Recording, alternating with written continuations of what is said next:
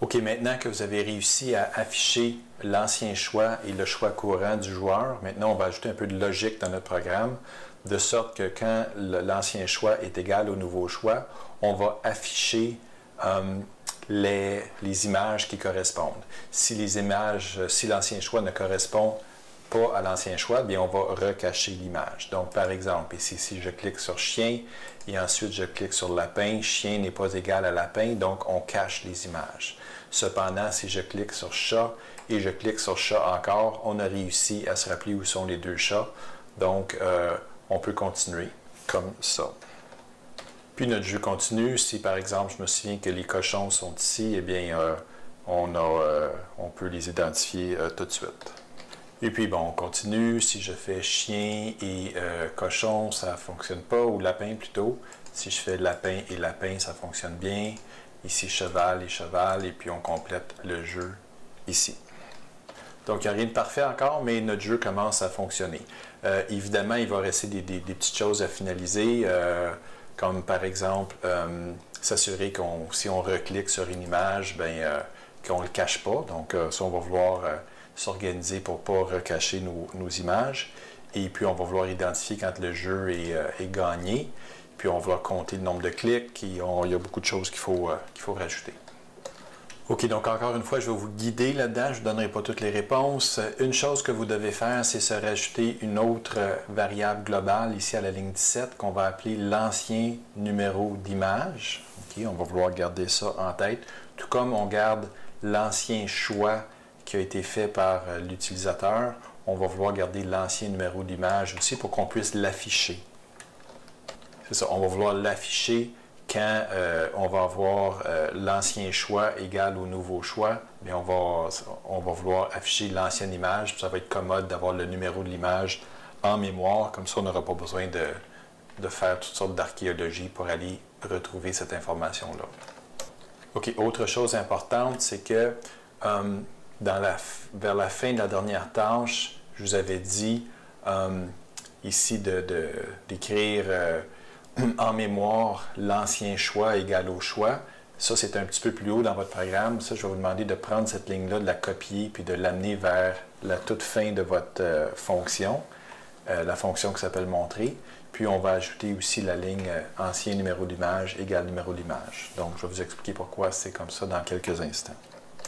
OK, donc, vers la fin de votre fonction montrer, ce que vous faisiez avant, c'est qu'on affichait l'image choisie. Maintenant, il faut tout simplement décider si on veut la laisser afficher ou si on veut l'effacer. Donc, ça va nous prendre un if. Je vais vous laisser le soin de trouver ici ce qu'il faut mettre comme code. Donc, quand on fait une condition, il faut écrire la condition ici. Puis, je vais juste vous rappeler pour éviter de faire des erreurs. Quand vous comparez quelque chose, vous mettez 3 signes d'égalité. OK? C'est la meilleure façon de faire ça en JavaScript. Donc, voilà. Donc, n'oubliez pas de mettre 3 signes d'égalité quand vous allez comparer les deux choses qui doivent être égales. Ensuite, on va se mettre des accolades ici. Et étant donné qu'on va avoir aussi un sinon, c'est-à-dire un else, on va tout de suite se préparer une autre accolade. Donc, voici la structure classique d'une condition. Donc, si jamais, qu'est-ce qui se passe ici? C'est que notre usager va faire un choix d'image. Si son choix est égal à l'ancien choix, à ce moment-là, on va laisser l'image qu'on vient d'afficher ici aux lignes 36 à 39 à l'écran. Et en plus de ça, vous allez devoir prendre ce code-là ici, puis le copier à l'intérieur du if, et puis de modifier le code ici pour afficher l'ancienne image. OK? Donc ça, avec l'information que vous allez avoir, vous allez pouvoir changer la ligne 43 ici, qui affiche l'image pour afficher l'ancienne image.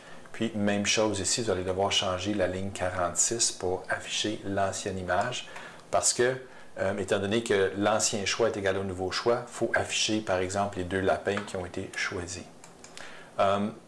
Si jamais notre l'utilisateur n'a pas choisi deux images ou deux animaux identiques, à ce moment-là, il faut effacer l'image. Puis ça, ben, on l'avait dans notre code déjà d'il y a quelques cours. Donc, ce que vous devez modifier, c'est la ligne 43, comme je le disais il y a quelques instants, pour afficher l'ancienne image. Donc, il y a des variables ici qu'il faut changer. Et puis, évidemment, si jamais l'ancien choix n'est pas bon, n'est pas égal au nouveau choix, ben, il faut effacer l'image. Puis quand on a fini tout ça, à ce moment-là, on met en mémoire ce qui s'est passé, c'est-à-dire l'ancien choix devient égal au choix, puis l'ancien numéro d'image devient égal au numéro d'image. Donc écoutez, si vous prêtez attention aux vidéos, vous allez probablement trouver toutes les réponses à vos questions.